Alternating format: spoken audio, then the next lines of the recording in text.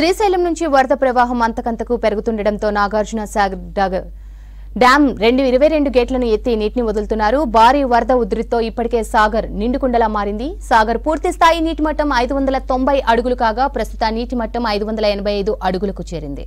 అటు సాగర్ ఇన్ఫ్లో 3,529,000 క్యూసెక్లు ఉండగా అంతే మొత్తంలో అవుట్ఫ్లో కొనసాగుతోంది. డ్యాం పూర్తి స్థాయి నీటి నిల్వ సామర్థ్యం 312 టీఎంసీలు కాగా ప్రస్తుత నీటి నిల్వ 297.72 టీఎంసీలుగా నమోదైంది. సాగర్ 22 క్రస్ట్ గేట్లు ఎత్తివేయడంతో దిగువ ప్రాంతాల ప్రజలు అలర్టుగా ఉండాలని ఇరిగేషన్ అధికారులు సూచించారు.